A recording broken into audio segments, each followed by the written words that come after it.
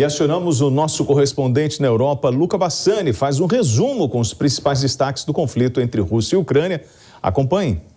Boa noite de quinta-feira a toda a nossa audiência. Durante toda essa guerra, que logo mais completará 9 meses, foram poucos os frutos diplomáticos, mas um dos acordos mais importantes, assinado na cidade de Istambul, entre Rússia e Ucrânia, garantia a retomada do comércio de grãos pelo Mar Negro e também o envio dessas milhões de toneladas desses alimentos tão essenciais para seus respectivos destinos em todo o mundo, principalmente na África e no Oriente Médio.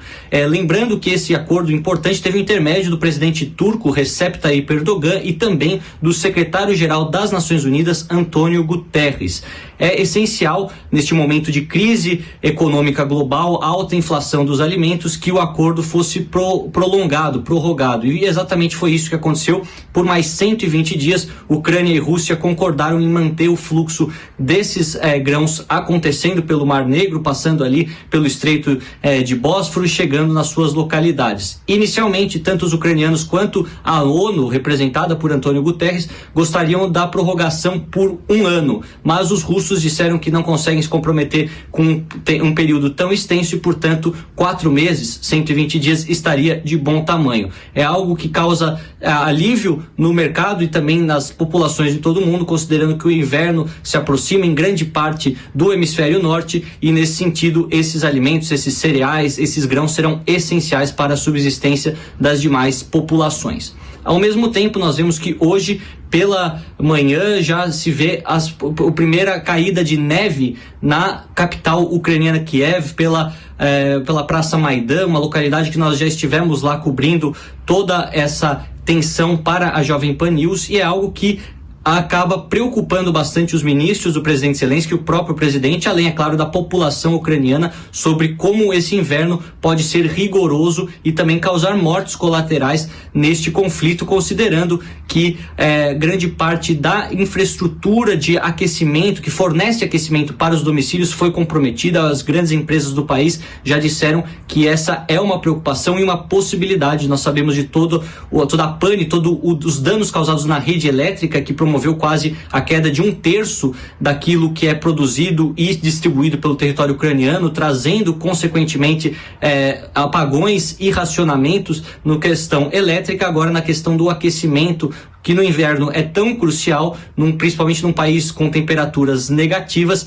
isso preocupa bastante e talvez dê a mostra que este inverno 2022-2023 seja talvez o mais difícil vivido pelos ucranianos desde 1941, 1942, quando oficialmente o pacto Ribbentrop-Molotov, que era feito entre a Alemanha nazista e a União Soviética, cai e os soviéticos entram na guerra, passando com grandes dificuldades, principalmente no território ucraniano, que mais uma vez se encontra no epicentro de grandes problemas dentro da geopolítica europeia. Como sempre, passaremos para vocês todas as atualizações deste e de outros conflitos na Europa e no mundo.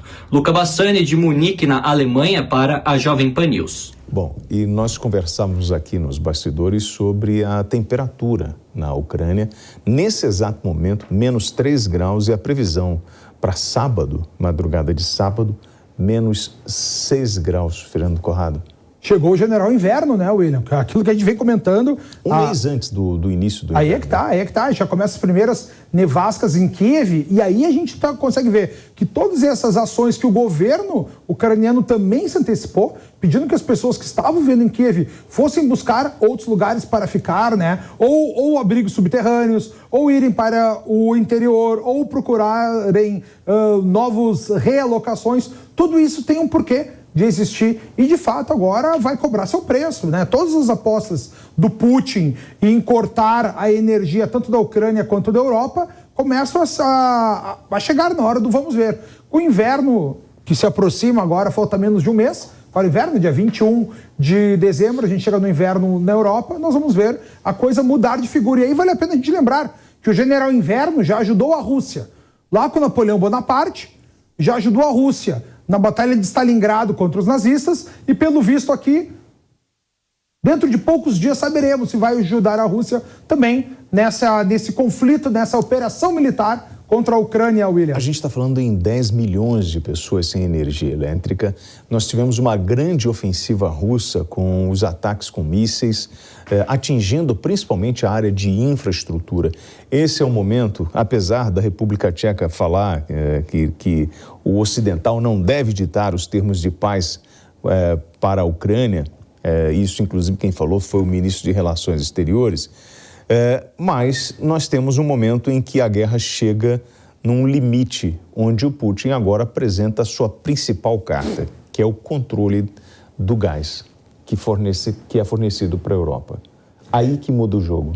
Só que também a gente conseguiu ver. O que a gente viu durante toda essa guerra é uma grande hipocrisia, principalmente dos países da Europa. Muitos deles, na hora do vamos ver, começaram a queimar madeira novamente, começaram a usar termoelétrica. A Alemanha, que era totalmente contra isso, começou a usar sem nem questionar. Começou a guerra, a Alemanha rasgou aquela lei que eles não poderiam fornecer armas para territórios de conflito, já começou a fornecer arma para a Ucrânia. A Alemanha que tem essa grande lei, nós não vamos mais usar energia nuclear aqui na Alemanha. Fecharam todas as indústrias nucleares. Aí começaram a comprar energia nuclear da França. É uma hipocrisia atrás de hipocrisia. E dentre elas, o que a gente já viu acontecer aqui, que foram alguns reveses que o próprio Putin acabou recebendo aí sem esperar, foi a Alemanha fazendo a estatização de empresa de gás da Rússia, foi a Polônia fazendo a estatização de empresas de gás da Rússia. Inclusive, teve aquele caso do míssil, que caiu, que era da Rússia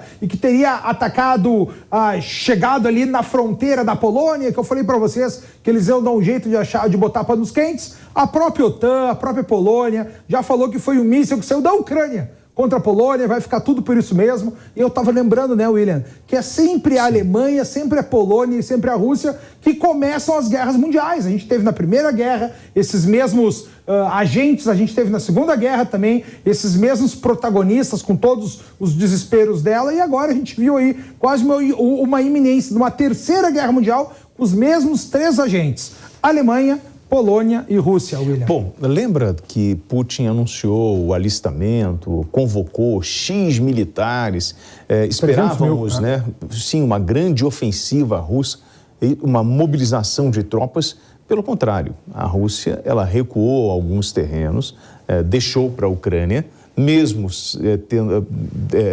depois de toda a destruição de infraestrutura. E agora a gente observa que Putin vai lidar com o tempo nesse jogo inteiro. Mas a pergunta que fica é a seguinte: nós vamos encerrar essa discussão agora? Ou você acha realmente que Putin vai estender sem nenhum tipo de preocupação esse conflito? Putin está ganhando 4 meses, para ficar quietinho, amorcegado, só esperando o general inverno agir. A partir disso, não só os estados vizinhos vão começar a se meter, que é o caso da República Tcheca, que tu já trouxeste aqui. Por exemplo, a Hungria tornou proibido a exportação de madeira para queima, para fazer energia nas termoelétricas, para usar como carvão. A Hungria protegeu, falou: não, nossa madeira vai ficar só para nós. A República Tcheca, que quer energia da Rússia também, já falou: Ocidente, não se metam. E agora o povo, porque é o povo que vai passar frio, é o povo que vai ter limite de utilização de ar-condicionado, é o povo que não vai ter banho quente, é o povo que vai sofrer para trabalhar, é a indústria que não vai ter energia para trabalhar. São esses setores privados que, na minha visão, vão começar a pressionar cada vez mais os estados ocidentais para que peçam o fim desse conflito. Essa é a grande aposta do Putin, e a grande sorte que ele já deu aqui foram as nevascas, a neve começar 1 mês antes do previsto, William. Bom, e os crimes militares? Aqui a gente tem os absurdos, de ambos lados. Sim.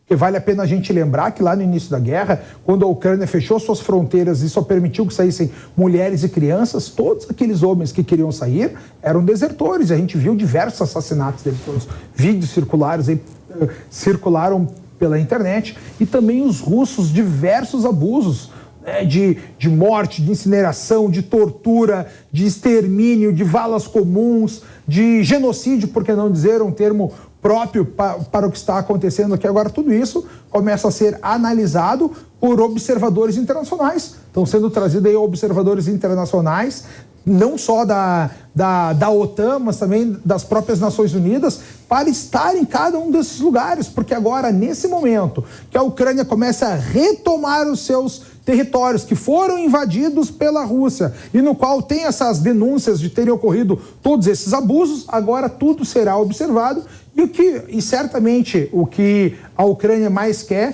é achar culpados. E aí, nesse momento, irão insurgir diversos tribunais de Nuremberg espalhados aí por todo o continente europeu, né? Tentando procurar aí culpados por todas essas mortes que acabam ocorrendo nesse conflito que, como a gente já falou, não tem data para acabar, William. Bom,